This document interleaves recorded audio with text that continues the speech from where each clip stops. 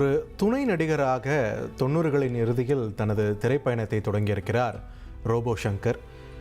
துணை நடிகராக ஒரு ஜூனியர் ஆர்டிஸ்டாக தொடங்கிய பயணம் ஒரு மிகப்பெரிய ஒரு பிரேக் என்று ஒன்று கிடைத்தது என்றால் அது சின்னத்திரை நகைச்சுவை நிகழ்ச்சி மூலமாகத்தான்.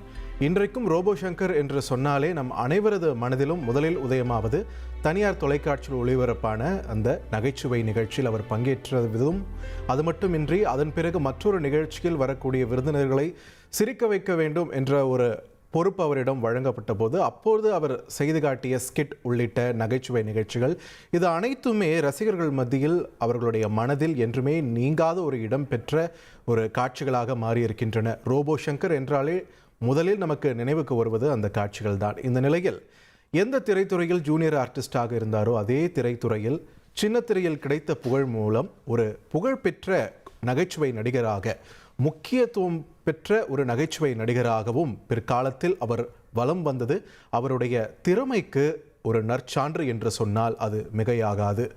ரோபோ வேடம் அணிந்த சில்வர் பெயிண்ட் என்று சொல்வார்கள் இல்லையா, அது உடம்பில் அணிந்து இந்த ரோபோ மாதிரியான ஒரு ஆக்ட் அவர் அடிக்கடி இந்த மேடை நிகழ்ச்சிகளில் செய்ததால் தான் அவருக்கு ஒரு அடைப்பெயரோடு ரோபோ சங்கர் என்றே அழைக்கப்பட்டார். அந்த பெயரானது காலப்போக்கில் அவருடனே நிலைத்திருந்தது. அவருடைய திரைத்துறை பயணத்திலும் அந்த பெயரே தொடர்ந்து வந்தது.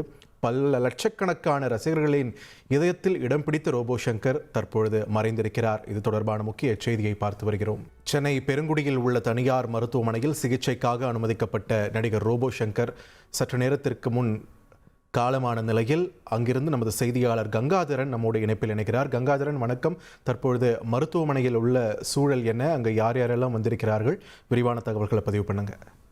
வணக்கம் பார்த்திபன். நடிகரும் பிரபல நகைச்சுவை நடிகருமான ரோபோ சங்கர் சற்று முன்னர் காலமாயிருந்தார்.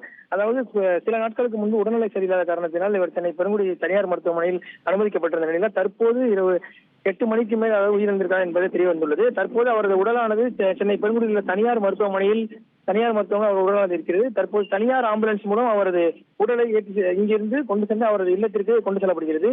இதை பார்க்கும்போது அவர் பிரபல சினிமா படங்களான தனுஷ் நடிப்பில் வெளியான மாரி திரைப்படத்தில் மிகவும் நகைச்சுவை கதாபாத்திரமாக வந்திருந்தார். அதை மட்டும் இல்லாமல் மன்னர் வகையரா, விமல் நடித்த மன்னர் வகையரா உள்ளிட்ட பிரபலமான படங்களில் ரோபோ சங்கர் தனது குணச்சித்திர நடிகராக தன்னை வெளிக்கொண்டு வந்தார். இது மட்டுமல்லாமல் தனியார் நிகழ்ச்சி ஒன்றில் இவர் மேடை பேச்சுகளில் பொதுமக்களை கூர்ந்து இழுத்தவராக தான் காணப்படுகிறார் ரோபோ சங்கர். அவருடைய நடையாக இருக்கட்டும், அவருடைய பேச்சு, வழக்கு உள்ளிட்ட அனைத்துமே பொதுமக்களிடையே ஒரு மிகப்பெரிய வரவேற்பை தொடர்ந்து பேசி வந்த நடிகரும் இந்த ரோபோ சங்கர் ஆவார்.